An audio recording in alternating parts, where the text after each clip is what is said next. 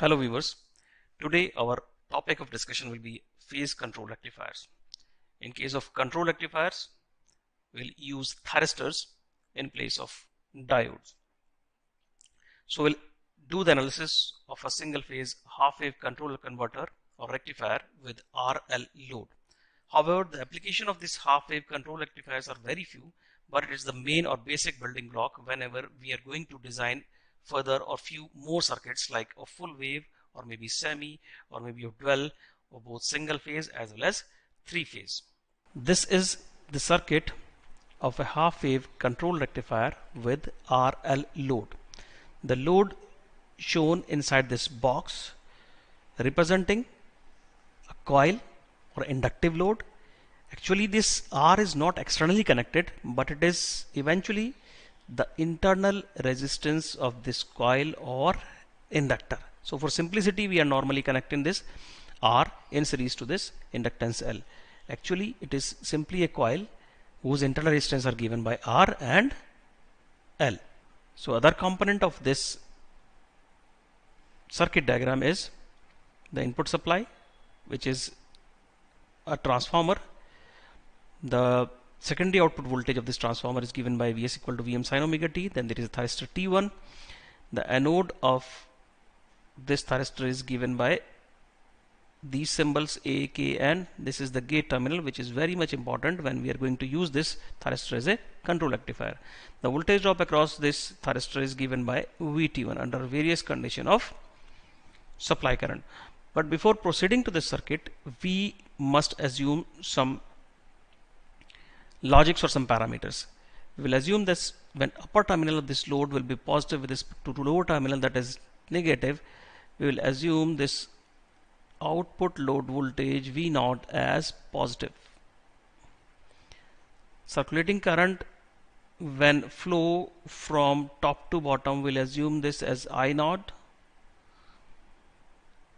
And further, some basic knowledge we should have about thyristors, that is what is the commutation technique, especially in these cases line commutation we should know. Then we should know what are the various turn on techniques of a thyristor, and third and most important thing is we should know the nature of an inductive load or of an inductor. So let's start the analysis of this circuit. This is the supply waveform. I'm making a copy of this, the second diagram also. There are 6 different levels of the circuit, 1, 2, 3, 4 and 5 and 6. So we'll try to do analysis on the circuit. So here, when supply upper terminal is positive with respect to this lower terminal, thyristor is triggered, gate triggering pulse is applied to the gate of the thyristor, and we achieve this circuit number 2 immediately. That is, due to the nature of inductive load, immediately no current will set up, current remain 0. So this is this instant alpha, this is this instant alpha at which the amount of current is 0. So current gradually starts building up and inductor will start charging with this upper terminal positive and lower terminal negative. See in circuit number 2, the net voltage at the supply, we are assuming say it is equal to Vs1, is appeared completely at this load. Immediately voltage will set up, but current starts increasing gradually. Somewhere about less than pi or maybe at pi, the current is having its maximum value. Inductor is almost completely charged. When supply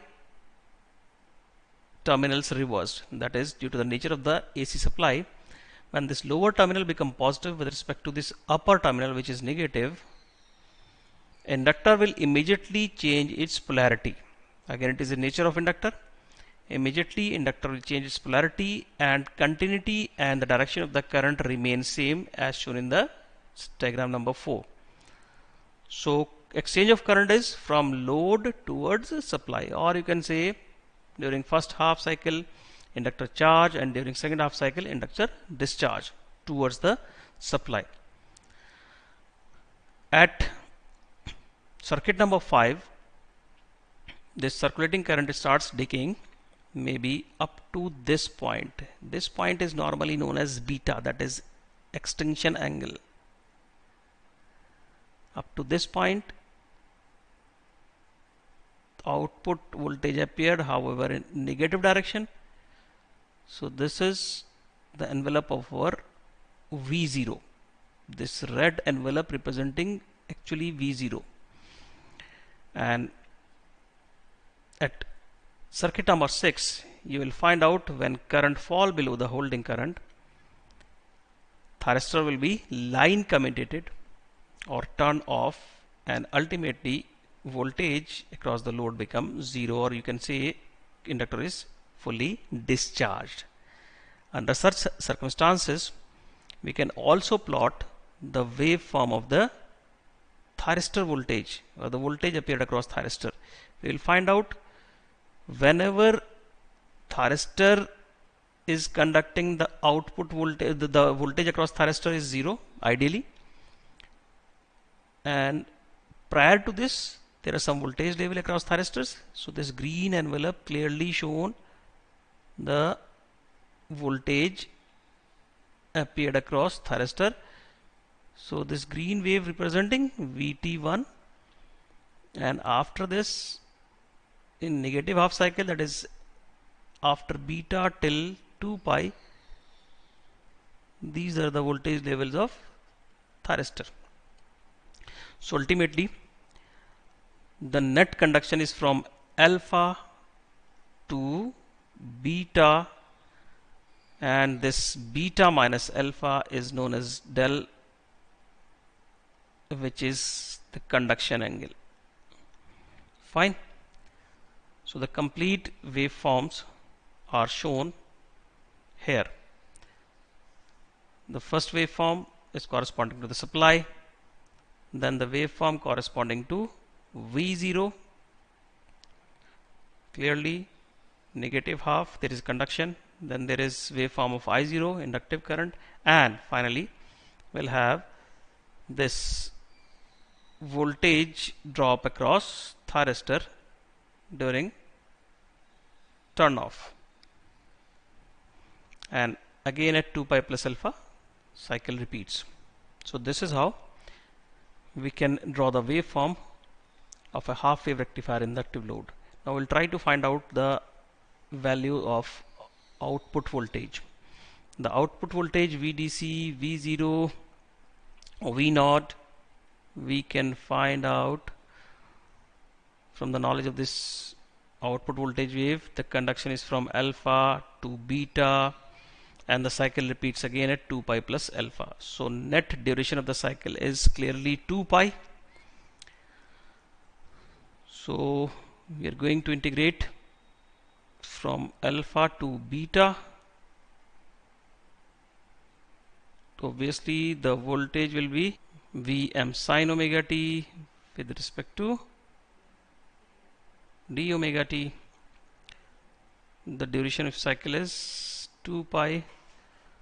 So when we are going to integrate, it is Vm upon 2 pi minus cos omega t, limit of integration is from alpha to beta. We will get Vm upon 2 pi cos alpha minus cos beta. Now if we are going to put beta is equal to pi plus alpha, we will get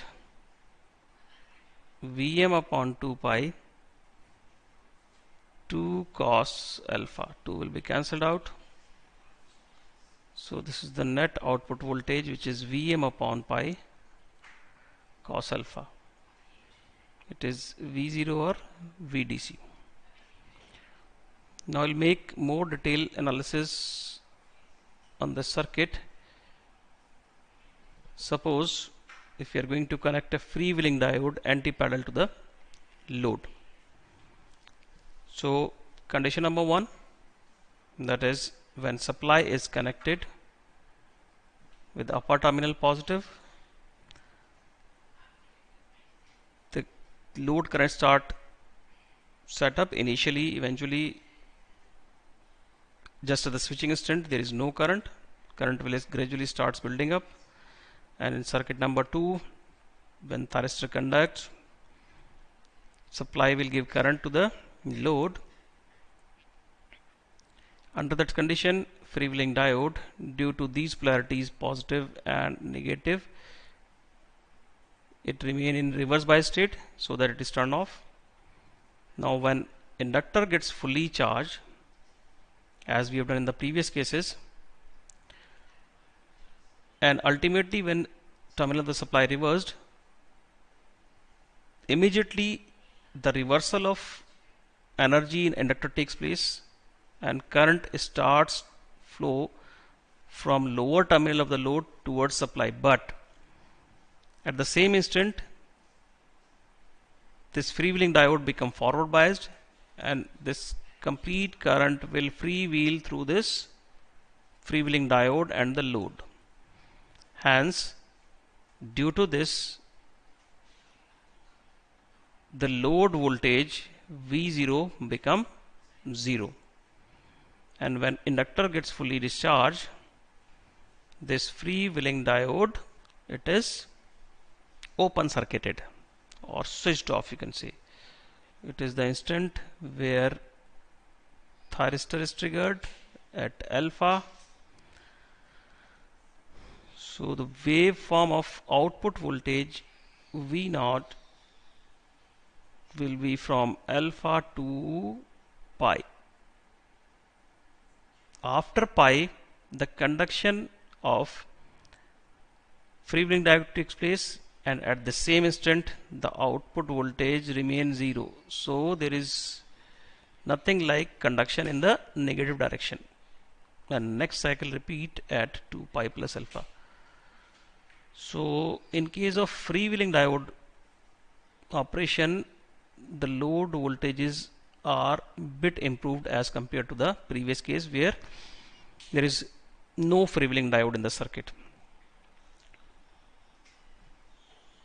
So these are the voltage waveform V0 and specifically the voltage waveform of thyristor voltage. Now in this case we'll try to find out the VDC output voltage. Of course conduction is from for the cycle of 2 pi duration, but is from alpha to pi. The last limit is not beta or pi plus alpha, it is pi. Same Vm sin omega t, and after solving we will get Vm upon 2 pi 1 plus cos alpha, that you can verify. So in case of operation with freewheeling diode, the output voltage V0 or VDC gets improved. So that's it for now. Please subscribe and like. Thank you so much.